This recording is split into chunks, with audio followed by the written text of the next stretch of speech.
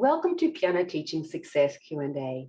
I'm Gillian Erskine, your host for today's show, as we join piano teachers from around the world to be inspired, uplifted, and make our job a little easier as we explore our passion for teaching piano.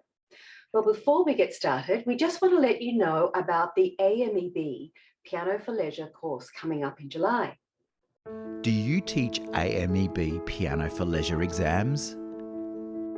Are you pulling your hair out because your students aren't practicing? Do you want to engage your students but don't know how and nothing seems to work? Are you worried that they might just give up? What if teaching piano exams could be fun? Through engaging your students in the learning and giving them real understanding of music and even developing creativity and the skills to learn other songs. Join AMEB examiner and Piano for Leisure syllabus consultant Stuart Storer, along with whole body learning specialist Paul Myard, for a whole body learning teaching course using AMEB Piano for Leisure. So what do teachers think about whole body learning courses? Bianca Vella said, "I have already used some of the techniques acquired in this course with my students and they have all loved it and asked if they could do it again next week." And Jenny Yip said, "It was such an eye-opening experience that learning to play the piano can be such fun and interactive. The holistic approach embraces all aspects of learning." And Eos Cheng said, "This training course is really inspiring and mind-opening. It takes ideas from several well-established pedagogical approaches and state-of-the-art scientific research. The strategies are fun and effective." Find out more about the whole body learning teaching course on AMEB Piano for Leisure at Piano Teaching Success. Early bird pricing finishes on July 9th. Well, I'm so excited to have with me today our special guest, and Lucinda Mackworth-Young. Welcome, Lucinda. Thank you. It's such a pleasure to be with you today. Well, today we're going to look at why pupils don't practice and how to encourage them. And who better to do this with than a qualified psychologist and piano teacher. Now, I'm guessing most teachers expect their pupils to practice, especially after a good lesson, and feel frustrated and disappointed when they don't. So what light has your study of psychology shed on this? Well, what a wonderful question to ask and to begin. So I'd just like to begin by explaining that probably like all of us, all of we piano teachers, we have this desire to work with one person at a time and really truly understand that individual. And so I got into psychology in the very first place, wanting to understand more about the subtle energies that exist within a person. If you think of the amount of time you talk to yourself and feel to yourself during the day, and within everybody, and how these subtly interplay all the time, and we're not conscious of it. And it's our intuition that picks up these subtle energies. So I did training in psychology, which helped to an extent, but it was more of an academic thing. However, I've got a master's in the psychology of education, so it looks good. And then I did a lot of training in psychotherapy, counselling, integrated arts, counselling and therapy, and continued doing training in subtle energies. And I think it's these subtle energies that all of us want to become more aware of, more of the time.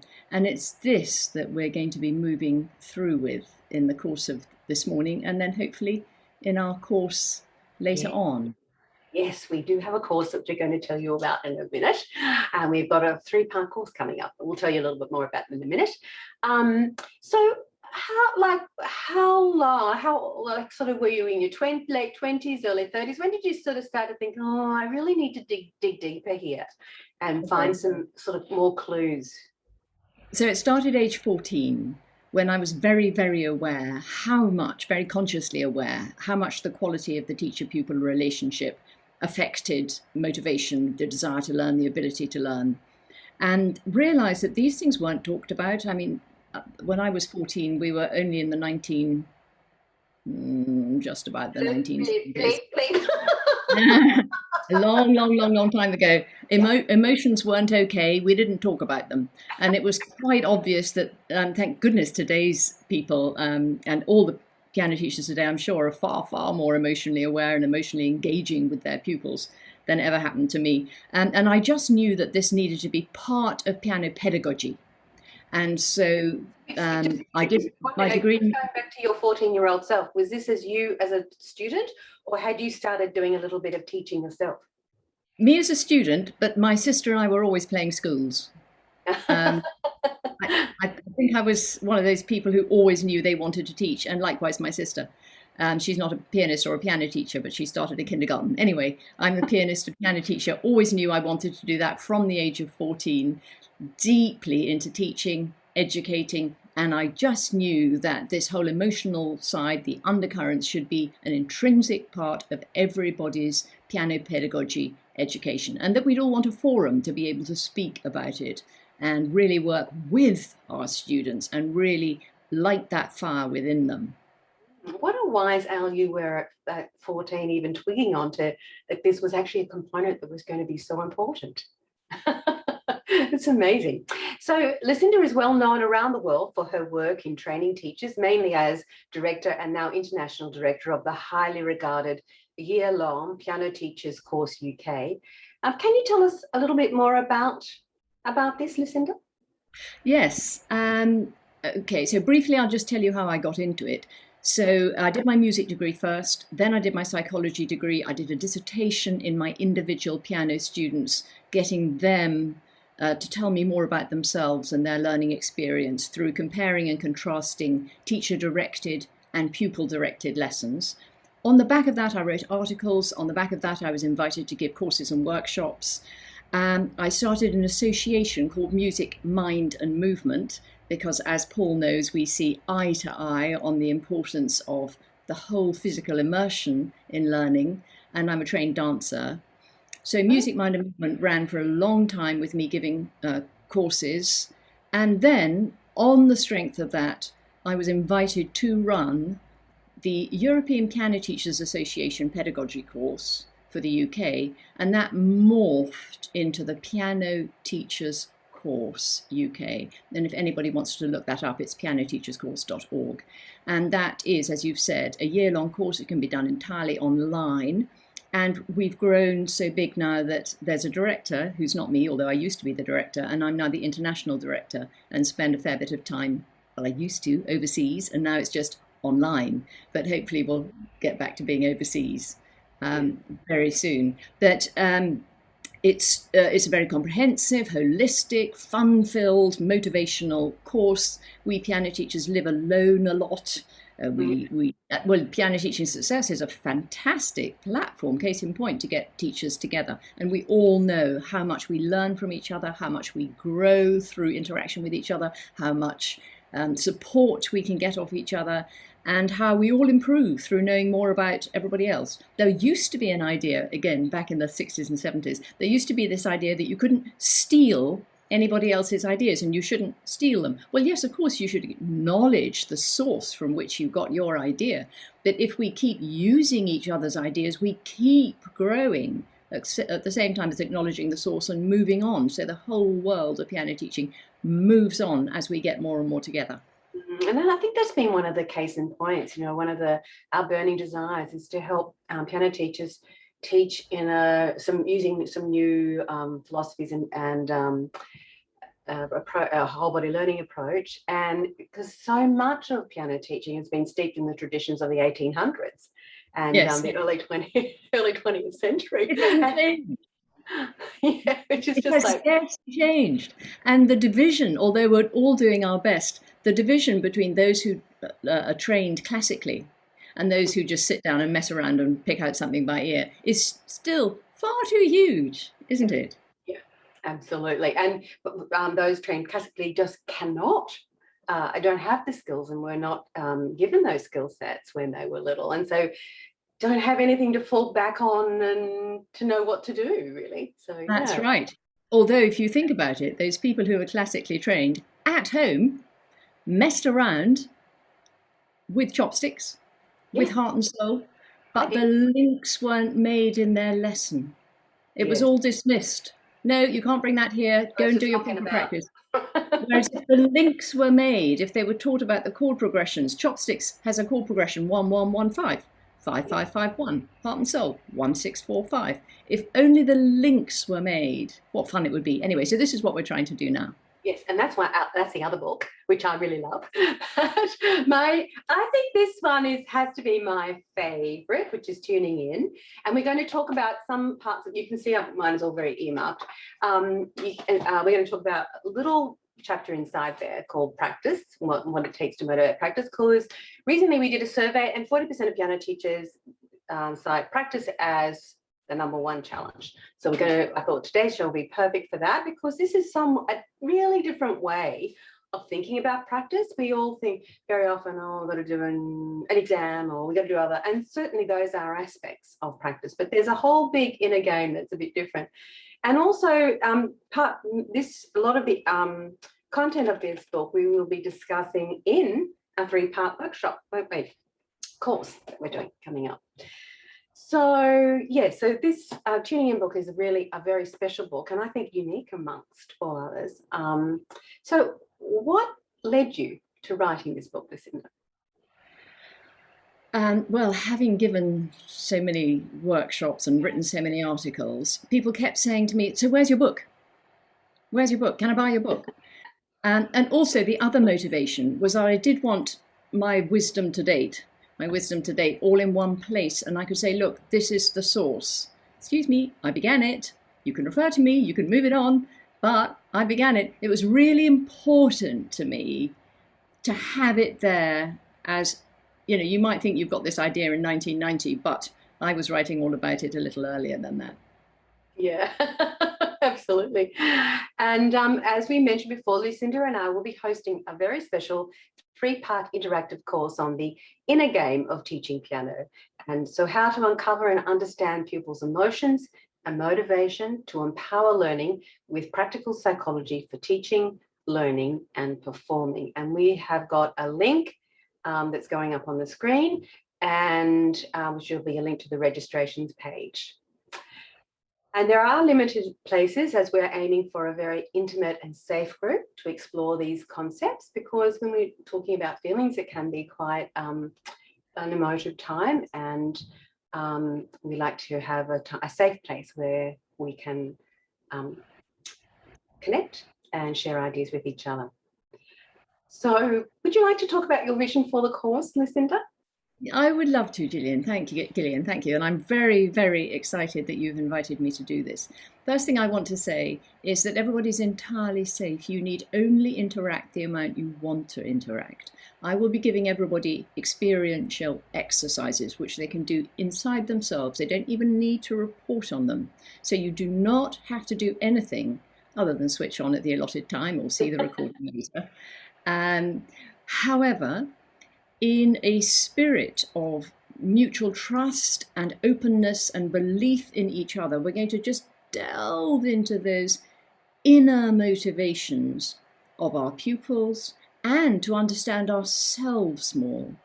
We can have very fierce inner drivers, like, oh, they'll never be ready in time, and what will the other parents think if they play like this? We can have a lot of inner drivers that can put our own teaching into a way that feels bad for the pupils. So it's all a big journey about helping us understand our pupils and helping us understand ourselves, all with this wonderful sense of being able to have more fun making music.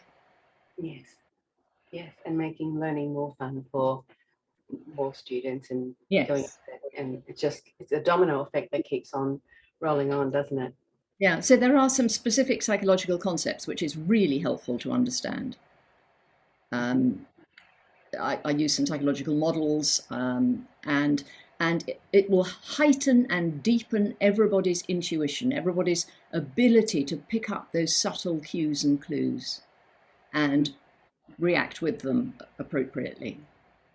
I'm so looking forward to this course.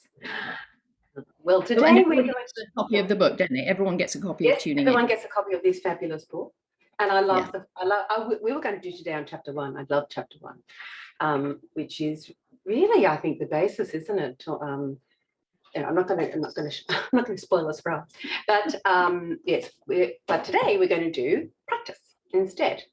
We're going to talk about a practice. And Lucinda, what is it about that practice that leaves us so frustrated at times? Well, we teachers try very hard, don't we? We are committed. We put everything we possibly can into the lesson. We think of this new idea and that new idea and gear it especially for this particular pupil right now. And we're full of enthusiasm and they're full of enthusiasm. And they'll probably come back the next week having not practiced. And it can feel very, very disappointing and frustrating. So I'd like to, today, we're going to look at all the underlying currents of this, or as many as we can fit in the time we've got. So the first thing I'd like everyone to do, bring to mind anything. This needn't be to do with music. Bring to mind anything that you know you should be doing, but that you keep putting off.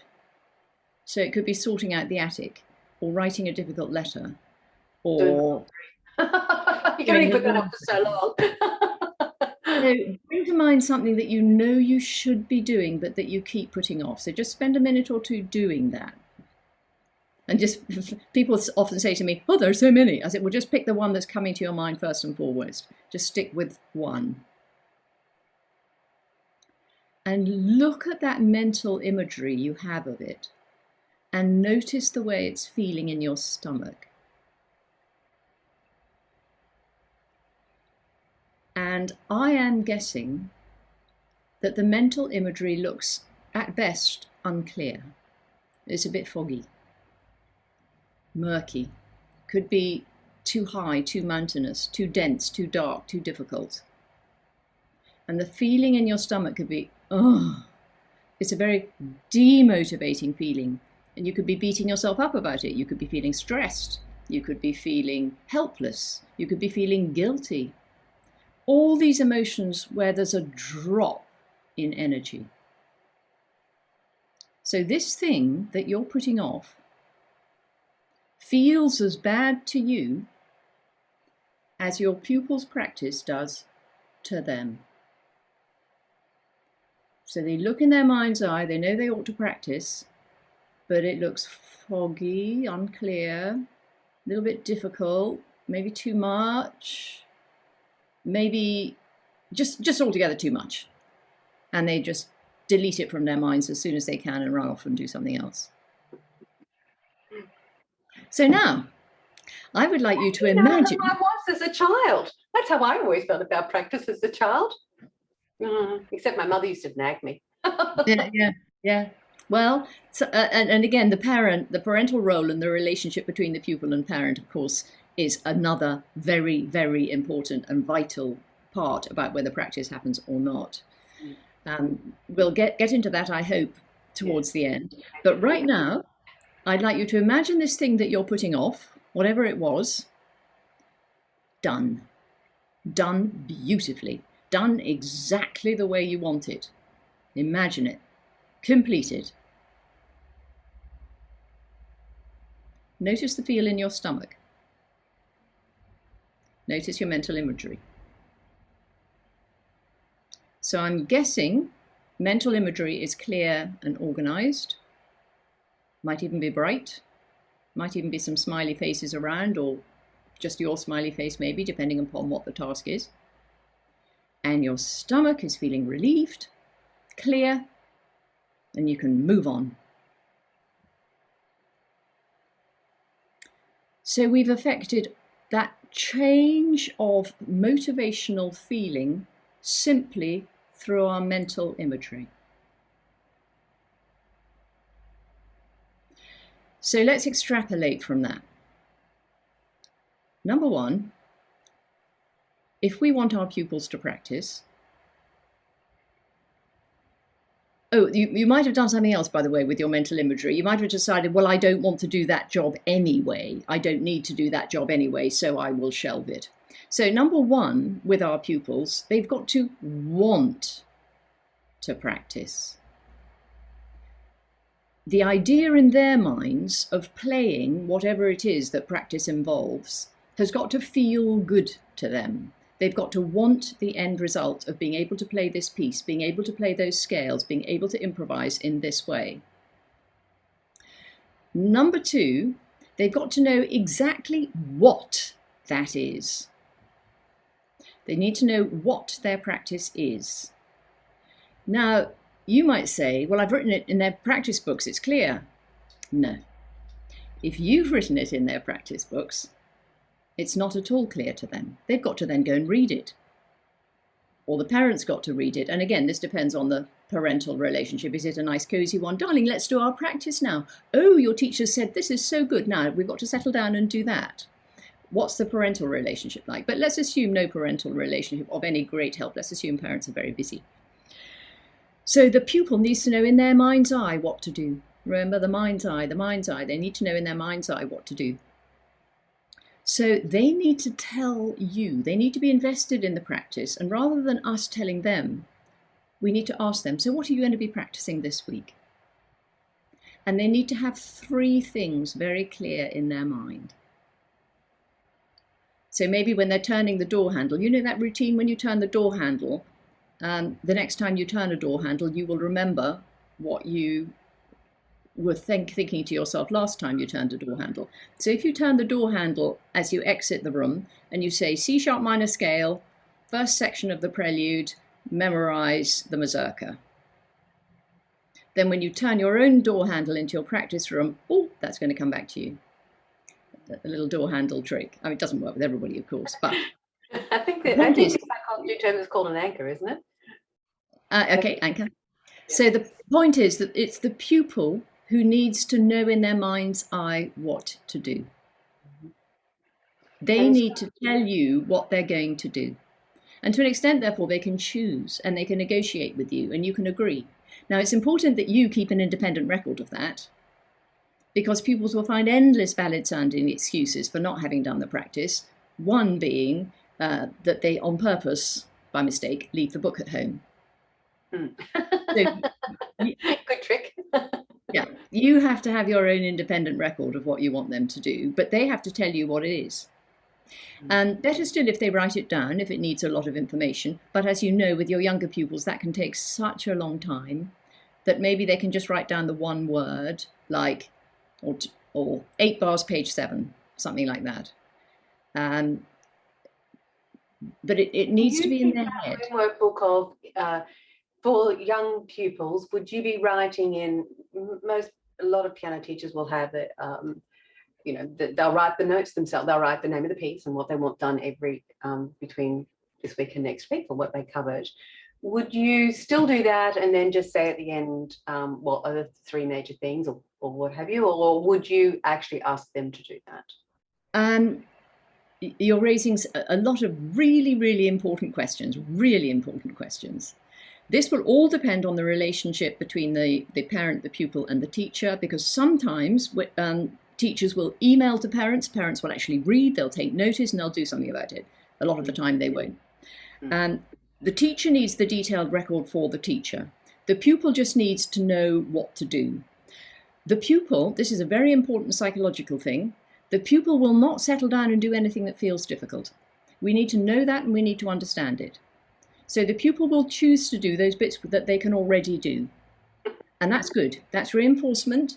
And the more they can do the bits they can already do, the more they'll feel hungry, feel ready for the slightly harder bits.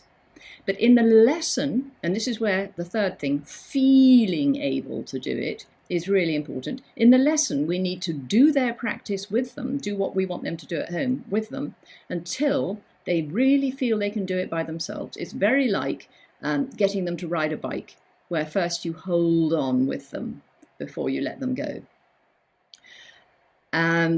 So they've got to feel that they can do it. Now, we know that they can do it because they've done it in the lesson, but unless they feel able, unless they feel it's absolutely clear and they've got it inside them, they won't do it.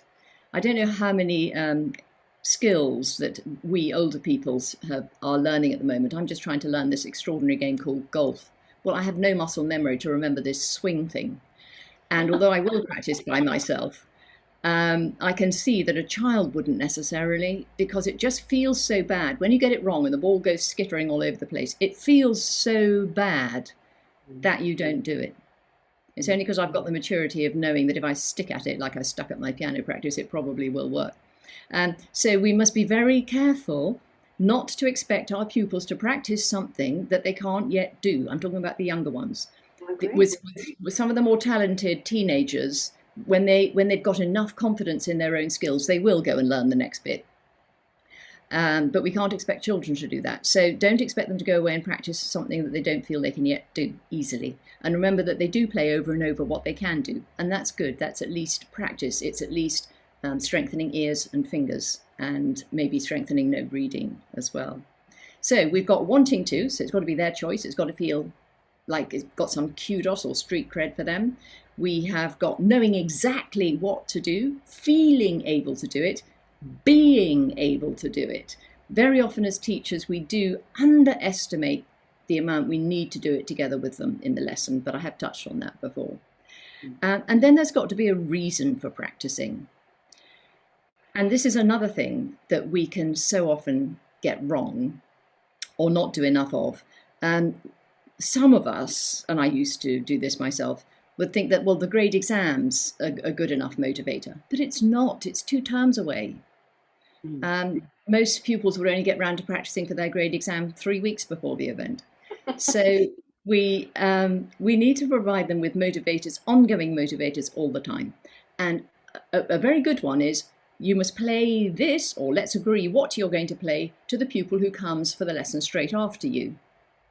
So we have a little overlapping time where Michael will play to Sally and Sally will play to Michael, and it's all pre-agreed. Then we can get them together in groups. And of course on Zoom, this has now become so much easier.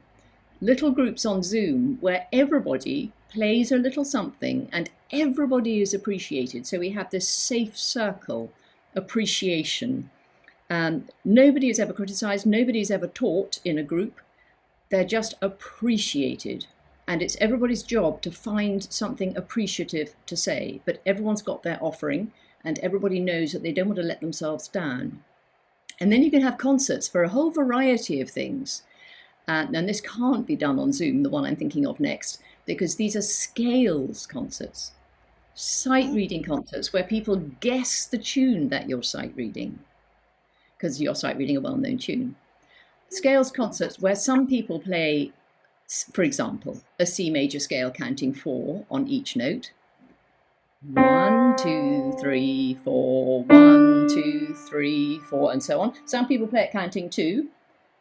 1, 2, 3, 4. And some do it in crotchets, and it can all be done simultaneously. Or you start a couple of notes apart, and you can create beautiful music just with scale and arpeggio concerts.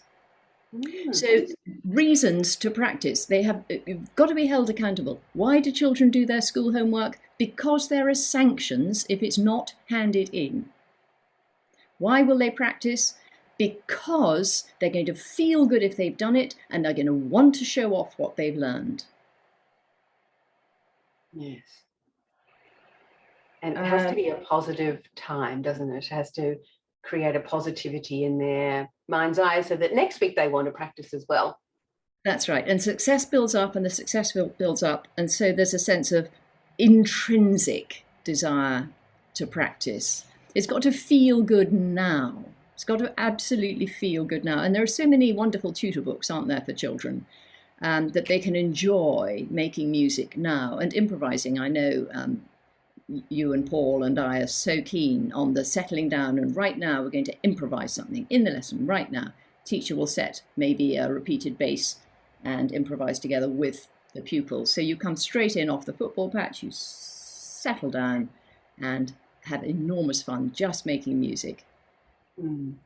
Rather than, yes. In terms of that intrinsic reward, sometimes we get that by doing a piece that is meaningful to us or that makes us feel cool and gives us some street cred. It might be a boogie woogie type thing. It might be just something that might be a movie theme or that kind of thing. And I think so that is something that teachers have been doing to help a child gain some of that intrinsic feeling of success, and that they feel cool in front of their family when they can play this piece, and the family think, oh, they can play that piece. I know that happened for me when I was young.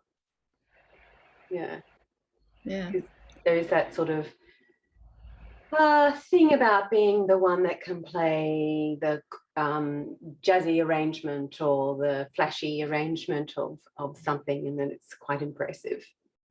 It is very impressive. And this then leads me back, and we can talk a little bit about parents at the end, but this leads me back to the first idea of wanting to, that there needs to be real discussion between the teacher and the pupil, where the teacher finds out what kind of music the pupil likes, what in their mind's eye would they really love to be able to sit down and play. And a teacher can expect all different kinds of answers. One would be, oh, Grieg's piano concerto. One would be, oh, a little bit of micro jazz for my grandma. And one might be, I don't know, you should know, you're the teacher. Because such a child has got very, very little experience of knowledge, or very, very little experience of music, or very, very little connection with music. But if we engage our pupils in as much discussion as we can to find out what's on their insides, then we can work with their inner motivation. Mm. And even if that means, I mean, there's the piano teacher pet hate songs like Entertainer and Feralise. But for some children, that is what does it for them, isn't it? Of course. Of course. And even unfortunately, where it's not properly counted because they're absolutely not up to properly understanding syncopated rhythm, so they do the whole thing by ear. So for that reason, then we need to divide the lesson into different sections, whereby one slot is their favourite piece learnt by whatever method we can devise and manage, and then another section where we're really working at syncopated rhythms, but on a much easier scale, or even just basic rhythms, because we haven't even reached syncopation yet. Yes. And another section where we're maybe improvising something very simple, holding a pulse. So we need to be aware that we need to build up all of their skills, but they're not going to be level. But nothing's going to happen unless we've got a handle on that pupil's motivation, and they're smiling and they're wanting to do it. Mm. And the inner world, these inner feelings are so much more powerful than some of these external rewards like the Freddo and all that. And sometimes they can be powerful, particularly when you drag them out initially. But over time, they can lose their sparkle, can't they? Yes. And so it's a good idea if you don't do anything terribly regularly. So from time to time, get pupils to fill in a practice self-report sheet. Okay, so this week, why don't you just fill in the amount of practice you've done? Because even that is just a little more incentive to actually do some practice. And you might find out a little bit about what they are practicing and a little bit about what they're avoiding. Now, if we could just talk about parents. Mm-hmm. I'm sure we're all familiar with pushy parents and tiger mothers. And I'm sure we're all familiar with parents who don't seem to take any interest at all, and parents who are so disorganized that the instrument's never there. You know, there might be a digital piano, but it's maybe put away because they wanted more space and then it wasn't put out again. And the music's all over the place and the child never arrives on the right time with the right music and so on. So we're dealing with all kinds of parents. But one thing I would say is, number one, respect the parent the way they are. Number two, make it really clear that the only thing you want is them to praise and encourage their child, the pupil. Because for a lot of psychological reasons, which we will be going into in the following course, this thing called learning anxiety, it can be truly terrifying to a learner if their own parent criticizes them. And there'll be tears and temper tantrums and flat refusals. So the parent's job is to encourage, but then report to the teacher if some practice is being avoided or what's happening at home regarding practice. And then the teacher can be more supportive and encouraging and helpful, knowing a little bit more about the battles that were had at home. But also the other thing that pupils can so easily do now is they can record their practice. Mm. And Yes. they can, just record 10 minutes and whack it to the teacher, who doesn't have to look at all the 10 minutes, but they just need to know that, okay, so this was done. Might be quite interesting, actually, to listen all the way through. But you don't have to. But there's some kind of easy way for the child to prove that they did it. And that's much more of an incentive to then do it. I think if my teacher really knew what I was doing, I'd be thrilled. Mm. Yes, absolutely. And it would encourage practice more. One of the other things we can do with video is, say, when you practice, with this piece, I'd like you to send me a video of you playing this piece during the week. And that also can be an incentive for them. Oh, I can't send a bad video. So yeah. Do it a few times to make sure it's good. Absolutely. And then we need to get the balance right. They need to feel that they can succeed. Because the emotional undercurrent, we have a non-rational side to ourselves. And not being able to do it can feel truly horrendous, like slipping down into a deep, deep, deep, deep well and disappearing forever. It can feel that there's a nameless dread there, the unthought horror. And we need to be aware of this non-rational side of our nature, where things are much bigger and more monstrous than would appear logical.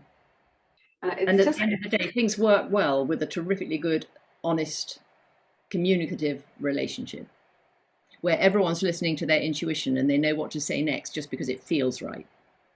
Yeah, it's a nice space to be in. Why don't we recap with these slides that you've so kindly got? So practice problem number 1 is that I'm on it. It feels like there's a little bubble over there on that right-hand side. For me, it's bookwork. It's like, oh, have I done my end of financial year yet? Ooh, do I have to do it now? I could put that off till next week. And as Lucinda prompted us to explore that earlier on. Well, it's got to be clear in your mind's eye. The pupil has got to know what they're doing when they leave the lesson. Don't just write it down in your own writing. Your own writing is very foreign to them, even if it's typewriting. It can feel yours, your property, not their property. So they need to know in their mind's eye, and preferably they need to have written down just quick little bullet point reminders for themselves. So it's in their minds. And then when they pass the piano at home, they're more likely to sit down and do some of it, because it's in their mind. They know exactly what they've got to do. And obviously the piano's got to have the books ready all the time there. So when they just pass it, 5 minutes here, 5 minutes there. That's another point, isn't it? It is certainly, I think many piano teachers were kind of horrified, actually, and when they, through COVID, and they're beaming live into this pupils' practice situation, at just what they were, how they were sitting, what the practice situation was. The keyboard got dragged out from underneath the bed 5 minutes before the lesson. It wasn't set up all of the time as they just imagined. And so there's another part perhaps, a role that we need to be talking with the parents about. Yeah, time invested in talking with the parents. However long you spend on that telephone, however often you talk on your doorstep, assuming you're not keeping another pupil waiting, the better. And just trying to establish a friendly, trusting relationship with parents, recognizing that they're doing the best they know how. And you need to discuss together what that best for the 3 of you is. And it might be different from their preconceived ideas and different from your preconceived ideas. But to work out what works for the 3 of you. It's really important. It's really important. And even if things seem to be going well, it's still a good idea to talk. Just say thank you. Things seem to be going very smoothly, but I just thought we should chat and really check we're all on the same page here. And our next problem is knowing what, where, and when, which we discussed earlier. So what to practice. Would you like to talk about this one? I think that's just about having the piano in a decent family-friendly room. If it's in the room with the TV, then you need a digital piano with headphones. And you've got to make sure that the home setup is good. And you can discuss with the pupil what their weekly schedule is, what after school activities they do on which nights of the week, and try to make it a priority that they practice as soon as possible after the lesson to remind themselves what they've done. And they always have a practice just before the lesson. So they'll have 2 absolutely definite practices each week. One to remember what they've done and one to brush it up before they come again. And that is non-negotiable. And then any on top of that is a great bonus. a great bonus. We have to be realistic with these kids in their busy lives. Exactly. I think I was saying recently, a child comes for a lesson on Tuesday, and I know this as a mother of children. I've taken the mother of my own children to lessons. Come on Thursday. Well, Friday in our place was like play day, so we didn't do anything on that day. And then Saturday sports. Sunday's our rest day. And then Monday afternoon. So we've got to Monday afternoon, and we haven't done anything yet. Thankfully they had mum being if they've got the energy when they get home after piano, that is the time to do it. And it's fresh in their mind. And then, because it's fresh in their mind and they realise they can do it, they're more likely to want to do it the following day and the following day and the following day. Yes, that's a really great advice to talk to parents about finding that. Yeah, so the day they have their lesson is actually the day when practice is non-negotiable. Although they'll probably say, well, we weren't back till 9 o'clock, and you just can't do that, can you? Yeah. Okay. Can't then make them practice. Exactly. So it's all got to be discussed with parents. And also you can have Zoom meetings with parents, remember, where they can all get to meet each other and you can discuss, you can sort of set your agenda and discuss and make it feel like a community thing, and that together we're going to have this piano party or this piano concert, and make it more of a community thing it feels, the more practice is going to happen. Yes, and also when they realise that their child, when they're another mother with other mothers, they're also connecting with other parents that are doing the same, where their child is doing the same thing as their child, because very often they may not have a friend who is doing the same thing. Yes. Oh, and also this is another thing that's really important, that, for example, say you've got 2 10-year-olds and one is just a beginner and always struggling, and the other is really, really talented.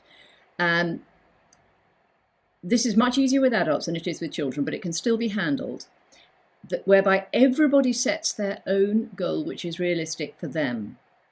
So nobody's comparing one child against another child, but what everyone is doing is supporting each child in their own goal. So the 10-year-old beginner might say, well, my goal is this new piece, which is hands together. My goal is to play this hands together piece for you without with keeping the flow through from beginning to end, whatever happens. So the teacher could help them set up that goal. And the other 10-year-old might say, well, my goal is to play this first movement of this Mozart sonata. I've never played a sonata before.